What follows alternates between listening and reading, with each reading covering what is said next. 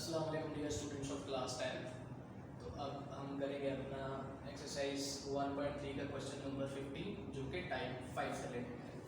इससे पहले हमने 4 टाइप्स पढ़ ली हैं इक्वेशंस की, जिनको सॉल्व करने के डिफरेंट वेज जो है वो भी हमने सीख लिए। अब ये हमारे पास टाइप 5 है। बेटा इस टाइप के क्वेश्चन जो है आपने 9th क्लास में भी किए हैं आपने, जिसमें कि आपको इस तरह से 4 वैल्यूज गिवन होती थी और उनको आप सॉल्व करते थे। अगर इन सबको यहाँ ये मल्टीप्लाई हो गया, हम मल्टीप्लाई करते तो ये पावर 4 बनेगी, जिसको कि सॉल्व करना हमारे लिए फिर प्रॉब्लम है। तो मैं करूँगा ये कि इसकी जो कांस्टेंट वैल्यूज हैं, ये 9th में भी हम करते थे कि इसकी कांस्टेंट वैल्यूज जो हैं 4 वैल्यूज बनती है 1 2 3 एंड 4। उन 4 वैल्यूज में से आप देखेंगे कि किसी दो का ग्रुप अलग कर लेंगे, उन दो का ग्रुप बनाएंगे जिनको प्लस या माइनस करने से सेम आंसर आता हो, दूसरी वाली दो को प्लस माइनस करने से जो आता है। मैं आपको बताता हूँ इसका क्या मतलब है। जैसा कि यहाँ पे ये 1 है और ये -5 है। अगर मैं यहाँ लिखूँ +1 और -5 तो इसका आंसर आता है -4। इसी तरह से दूसरी ये जो आपके पास +3 और -7 है, इनको आप लिखेंगे +3 -7 तो इसका आंसर भी क्या आता है -4। यानी इन 4 फैक्टर्स को हमें यहाँ पे अरेंज करना है। अरेंज कैसे करना है कि उन दो फैक्टर्स को सेम लिखना है, इकट्ठा लिखना है, जिनके कांस्टेंट नंबर्स का आंसर, जिन दो का कांस्टेंट नंबर का आंसर सेम आता है। जैसे कि इस केस में यहाँ +1 और +3 इकट्ठे हैं, लेकिन आफ्टर अरेंजिंग मैंने जो लिखना है ये +1 और -5, इसका आंसर -4 आया और इधर +3 और -7 का आंसर जो है वो -4 आया है। तो इन दोनों को मैंने 1 और 5 वाले को इकट्ठा लिखूंगा और 3 और 7 वाले को इकट्ठा लिखूंगा। हम ये इकट्ठा क्यों करते हैं, जब आप क्वेश्चन में आगे जाएंगे तो आपको इसकी रीजन जो है वो पता चल जाएगी। तो अब हम करेंगे ये कि यहाँ अरेंज करेंगे, जो कि मैंने नेक्स्ट स्टेप में कर दिया है कि x + 1 और x - 5 का आंसर सेम आया था, इनको मैंने अरेंज किया। इसी तरह से x + 3 और x - 7 का जो है वो आंसर जो है वो सेम आया था, यानी -4 आया था, उसको भी मैंने लिख लिया और इक्वल के उससे उस साइड पे जो 192 है वो एज इट इज रहेगा। अब हमने करना क्या है, ये जो फर्स्ट 2 फैक्टर्स हैं, फर्स्ट 2 वैल्यूज हैं, इनको मल्टीप्लाई करना है और फिर लास्ट 2 जो वैल्यूज हैं उनको मल्टीप्लाई करना है। बेटा मल्टीप्लिकेशन जब जैसे हम करते हैं पता है सबको कि इस x को पहले x से करेंगे तो x², इसी तरह से इसी x को आपने -5 से भी मल्टीप्लाई करना है, जिसका आंसर आएगा -5x। इसी तरह से फिर इस 1 को भी x से मल्टीप्लाई करेंगे तो +x, और इसी 1 को आपने -5 से भी करना है, जो कि प्लस माइनस माइनस और 5 × 1 5 आ जाएगा। इसी तरह से ये जो दूसरा है इनको भी मल्टीप्लाई करेंगे, x को आप x से मल्टीप्लाई करेंगे x², तो इसी x को -7 से किया सो -7x। फिर इस 3 को आपने मल्टीप्लाई किया x से तो +3x, इसी 3 को आपने -7 से किया तो आपके पास ये बन जाएगा -21 इक्वल टू उस साइड पे 192 जो है वो एज ही रहेगा।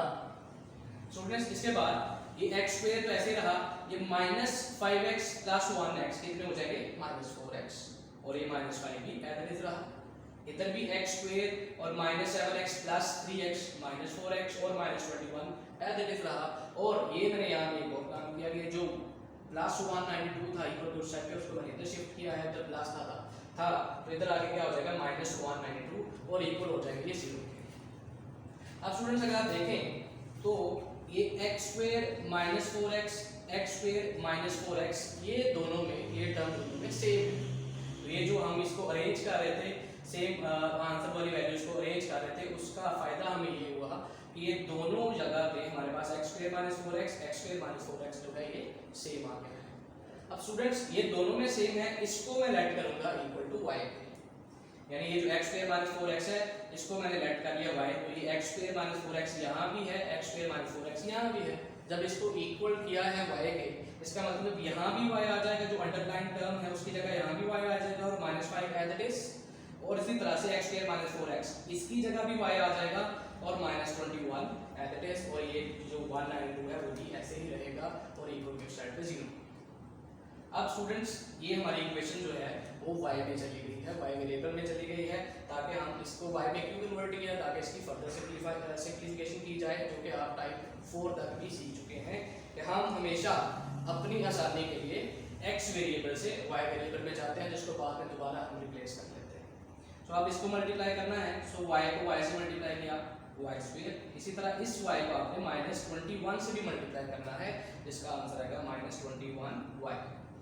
इसी तरह -5 को भी इससे मल्टीप्लाई किया तो -5y, फिर इसी -5 को आपने -21 से भी मल्टीप्लाई करना है। सो माइनस माइनस प्लस और 5 को 21 से मल्टीप्लाई करेंगे तो आपके पास आ जाएगा 105 और ये -192 ऐसे ही रहेगा।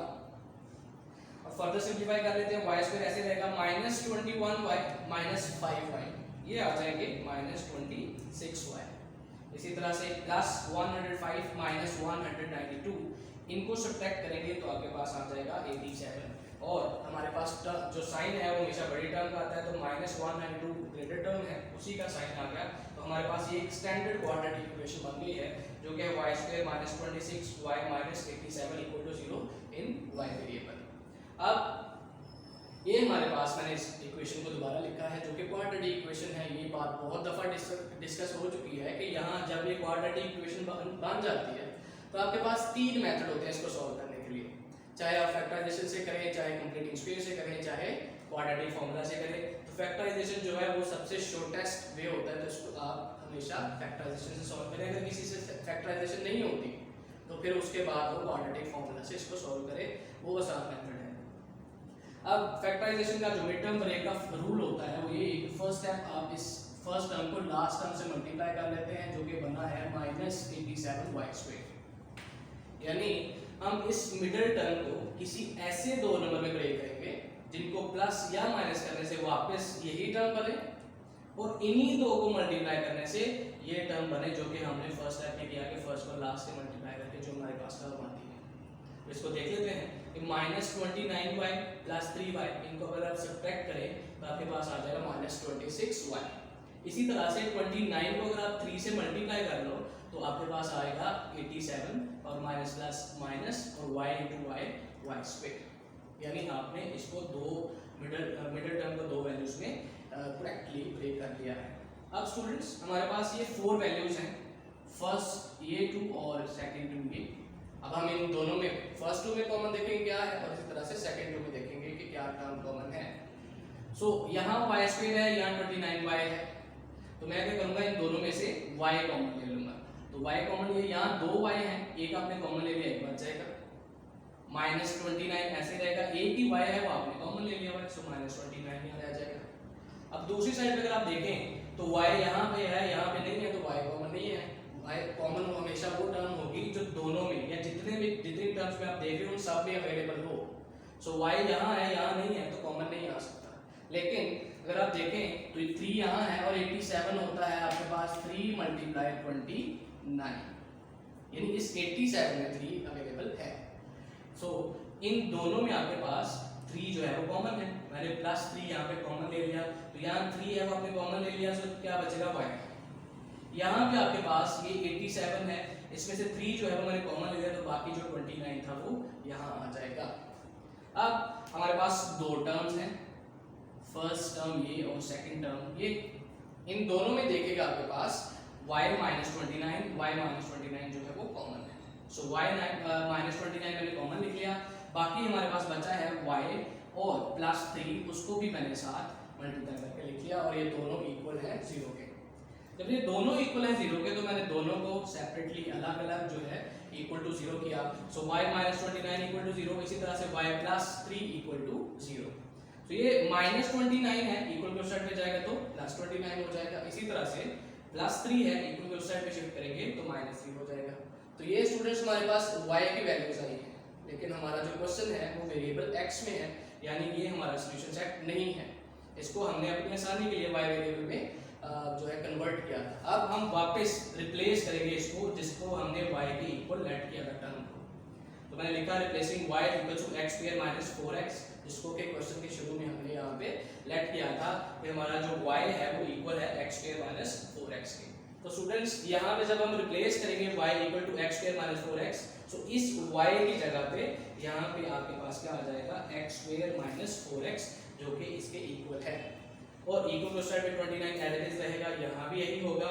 ये आपके पास जो y है उसकी जगह रिप्लेस हो जाएगा x² - 4x = 3। अब ये हम इसको स्टैंडर्ड क्वाड्रेटिक इक्वेशन बनाने के लिए ये +29 है, इक्वल के साइड पे इसको शिफ्ट करूंगा तो क्या हो जाएगा -29, यानी ये हो जाएगा x² - 4x - 29 = 0, जो कि एक क्वाड्रेटिक इक्वेशन बन गई है। इसी तरह से यहाँ भी ये -3 है जिसको मैं इक्वल की दूसरी साइड पे शिफ्ट करूंगा, तो यहाँ ये -3 है तो इधर आगे हो जाएगा +3, तो ये भी एक क्वाड्रेटिक इक्वेशन है। तो स्टूडेंट्स यहाँ पे हमारे पास दो क्वाड्रेटिक इक्वेशन बन गई हैं जिनको हमें फर्दर सिंप्लीफाई करना है। जी स्टूडेंट्स, तो जो दो क्वाड्रेटिक इक्वेशन बनी थी, एक ये है x² - 4x - 29, एक ये है, और दूसरी क्वाड्रेटिक इक्वेशन x² - 4x + 3 हमारे पास ये है। दोनों को सेपरेटली सॉल्व करेंगे, तो पहले इसको सॉल्व करते हैं। ये है x² - 4x - 29 = 0, यानी ये क्वाड्रेटिक इक्वेशन है। आपने पहले ये देखना है कि क्या ये मिड टर्म ब्रेक से सॉल्व हो जाता है या नहीं।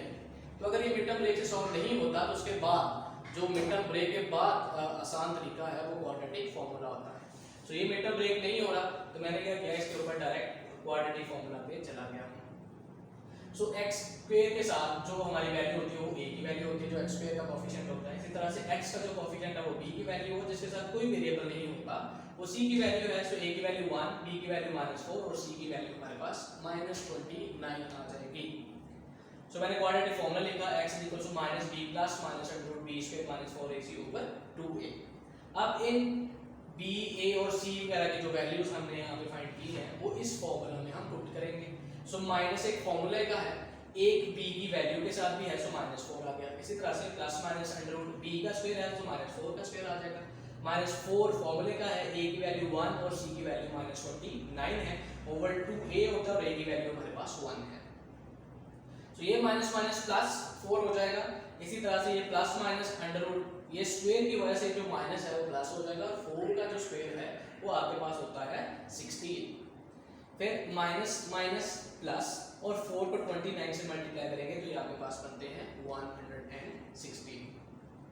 तो स्टूडेंट्स 2 को 1 से मल्टीप्लाई किया 2 आ जाएगा। फिर ये इसके नेक्स्ट स्टेप में हम क्या करेंगे कि 4 एलिमेंट्स प्लस माइनस एलिमेंट्स, अब ये 16 + 116 आपके पास ऐड होके हो जाएंगे 132, और डिनोमिनेटर में जो 2 है वो एज इट इज रहेगा।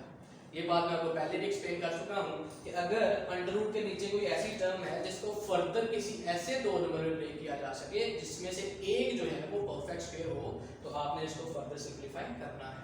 जैसा कि हमारे इस केस में ये होता है कि +4 + अंडर, ये जो 132 है ये ब्रेक हो जाता है 4 × 32 में, और 4 जो है परफेक्ट स्क्वायर है, तो 32 एज इट इज रह जाएगा उसके साथ। अब हमने क्या करना है सिंपलीफिकेशन में, नेक्स्ट स्टेप में ये 4 ऐसे रहेगा प्लस माइनस, इस 4 का ये जो हमारे पास 4 है इसका अंडर हमारे पास 2 है, ये बाहर आ जाएगा। अब 33 का कोई अंडर नहीं होता, पॉइंट पे वैल्यू जाएगी, वो हम उसको सिंपलीफाई नहीं करेंगे। सो 30 अंडर 33 ऐसे रहेगा, और डिनोमिनेटर में 2 जो है वो भी एज इट इज रह जाएगा। अब स्टूडेंट्स अब दो टर्म्स है, एक ये टर्म है एक ये टर्म है, दोनों में 2 कॉमन आ रहा है, हम यहाँ से 2 कॉमन ले लेंगे। सो यहाँ 4 है, आपने 2 कॉमन ले लिया तो कितने बच गए 2। इस टर्म में से आपने 2 कॉमन ले लिया तो क्या रह जाएगा √33। अब स्टूडेंट्स देखिए ये जो 2 है इस 2 से कैंसिल हो जाएगा, और हमारे पास जो x की वैल्यू है वो आ जाएगी 2 ± √33। सो एक क्वाड्रेटिक इक्वेशन जो हमारे पास थी उसको सॉल्व करके हमारे पास x की यहाँ पे ये दो वैल्यूज हैं, x ±√33, यानी 2 में एक दफा प्लस हो रहा है √33 और एक दफा 2 में से ही ये माइनस भी हो रहा है, यानी ये दो वैल्यूज हैं। हम इसको सिंपलीफाई इस वजह से नहीं कर रहे क्योंकि 33 जो है वो उसका कोई अंडर रूट जो है एक परफेक्ट वैल्यू नहीं होती, कंप्लीट नंबर नहीं होता, तो इस वजह से इसको हम क्लोज फॉर्म में ही रहने देंगे। अब स्टूडेंट्स हम नेक्स्ट जो दूसरी हमारी क्वाड्रेटिक इक्वेशन थी उसको हम देखेंगे, वो है x² - 4x + 3 = 0, जो कि फैक्टराइजेशन से आसानी से सॉल्व हो सकती है और हो भी जाएगी। इस पे भी अगर कोई स्टूडेंट चाहे कि वो क्वाड्रेटिक फॉर्मूला लगाना चाहता है तो लगा सकता है। अगर यहाँ आपने क्वाड्रेटिक फॉर्मूला से पहली जो है उसको सॉल्व किया है तो दूसरी को भी किया जा सकता है। मैंने इसको फैक्टराइजेशन से इस वजह से सॉल्व किया है क्योंकि फैक्टराइजेशन जो है एक शॉर्टेस्ट मेथड है और आप आसानी से अपने आंसर तक। स्टूडेंट्स अब हम इसको मिड टर्म लेके सॉल्व करते हैं। उसका फर्स्ट रूल ये होता है कि आप यहाँ पे जो टर्म है उसको लास्ट टर्म से मल्टीप्लाई कर देते हैं, तो ये बनेगा आपके पास 3x²। यानी अब जो मिडल वैल्यू है -4x, इसको आपने किसी दो ऐसे नंबर में ब्रेक करना है जिनको प्लस या माइनस करने से वापस -4x बने, और इन्हीं दो को मल्टीप्लाई करने से आपके पास +3x² बनना चाहिए। सो मैंने इसको ब्रेक किया -3x - 1x, ये दोनों ऐड होके हो जाएंगे -4x, और इन्हीं दो को मल्टीप्लाई करूंगा तो माइनस माइनस प्लस 3 1 3 और x को x से किया तो 3x स्क्वायर बन जाएगा। तो स्टूडेंट्स हमारे पास ये 4 वैल्यूज हैं, फर्स्ट टू और ये सेकंड टू। इन दोनों में फर्स्ट टू में कॉमन देखेंगे क्या है, इसी तरह फिर लास्ट टू में भी देखेंगे कि क्या कॉमन है।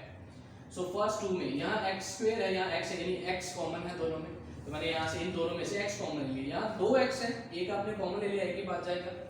यहाँ पे एक ही x है, वो आपने कॉमन ले लिया तो क्या रहेगा -3। अब इन दोनों में कुछ भी कॉमन नहीं है तो बेटा याद रखें जब कोई टर्म कॉमन नहीं होती तो फिर 1 कॉमन वहाँ पे होगा हमेशा। तो मैंने 1 कॉमन लिया। दूसरी चीज ये कि मैंने यहाँ से माइनस भी कॉमन लिया है। क्यों लिया है माइनस कॉमन? क्योंकि यहाँ पे x -3 है, यहाँ भी दरमियान में जो साइन है वो माइनस का होना चाहिए, जबकि क्वेश्चन में ऊपर क्या है प्लस। सो जब अगर आप माइनस कॉमन लेंगे तो साइन चेंज हो जाएगा। अब स्टूडेंट देखें नेक्स्ट, ये आपके पास फर्स्ट टर्म है, इस तरह से ये सेकंड टर्म है, दोनों में x -3 जो है वो कॉमन आ रहा है। तो x -3 मैंने कॉमन ले लिया, यहाँ बचेगा आपके पास जो बाकी टर्म है x और -1, उनको भी मैंने साथ में लिखा है। ये दोनों इक्वल टू 0 हैं तो दोनों को मैंने अलग-अलग इक्वल टू 0 कर लिया, यानी x -3 इक्वल टू 0, इसी तरह से x -1 इक्वल टू 0 हो गया। अब ये -3 है, इक्वल टू साइड में शिफ्ट करेंगे तो क्या हो जाएगा +3, यानी x की वैल्यू यहाँ पे आ जाएगी 3। इसी तरह से ये x -1 है, इक्वल टू साइड पे जाके क्या हो जाएगा +1, तो x की वैल्यू हमारे पास यहाँ पे आ गई 1। तो स्टूडेंट्स हमारे पास x की सारी जो दो हमारे पास क्वाड्रेटिक इक्वेशंस थी, दोनों को ही मैंने सॉल्व कर लिया है। इसको सॉल्व करने से हमारे पास x की ये दो वैल्यूज आ गई, और ये जो दूसरी हमारे पास क्वाड्रेटिक इक्वेशन थी उसको सॉल्व करने से भी हमारे पास ये x की दो वैल्यूज आ गई हैं। तो हम इसका सॉल्यूशन सेट लिखेंगे जो कि है 1 3 और 2 ± √33।